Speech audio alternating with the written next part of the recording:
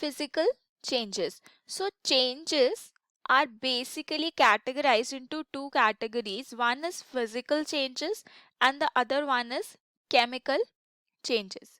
So let us understand about what are physical changes. So first of all, the properties such as shape, size, color and physical state of any substance are called physical properties. So whenever there is a change in the physical property of the substance, means if there is a change in the shape of a substance or size or physical state of a substance, so that will be called as a physical change. Means there will be a change in physical properties only. No new substance is formed in a physical change. Means that substance physical property will change. No new substance would be formed in that case. And we should know that most physical changes are reversible. Reversible means that the change or the substance can be, or you can say, substance can be returned to its original form. So that is the meaning of reversible change. So mostly physical changes are reversible. For example, stretching of rubber band, dissolving of sugar in water, melting of butter, changing of liquid water into steam. They are example of physical changes. Then we have a lot of physical changes taking place like breaking of glass, crushing a can, freezing of water into ice. So here the state of water is changing. Melting of ice, again state is changing. Shredding of paper, here we are changing the shape of the paper. Then sublimation of ammonium chloride, here also physical state is changing. Cutting a log of wood, so when we cut a log of wood, its shape and size changes. Then we have drying of clothes, inflating a balloon, mixing of iron and sulfur, or these are the example of physical changes. So let us understand physical changes with the help of an activity. So the aim of this activity is to observe a physical change with the help of water. So we require water, a bowl, a burner and a plate for this activity. So what is the procedure? We have to take some water in the bowl. Like in the bowl we will be taking some water and we will be heating it. So when we will be heating it until the steam rises, we will see the steam rising of it. Now we have to hold a plate over it, over the rising steam, and we will see if any new substance is formed or not.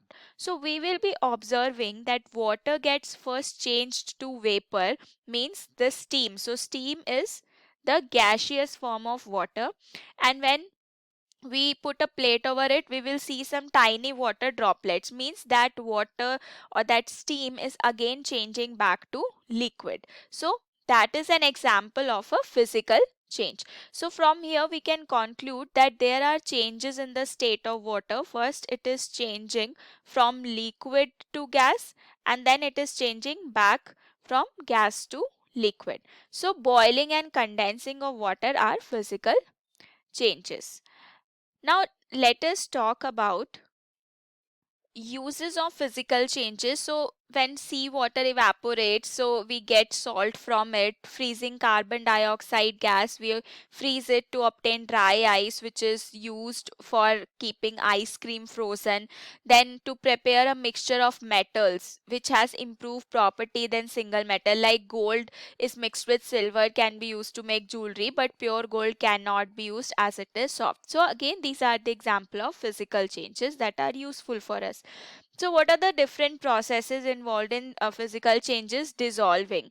So the process where a solute completely mixes with a solvent to form a homogeneous mixture is called dissolution or dissolving. For example, when we dissolve salt in water, quicklime in water, so that is known as dissolving.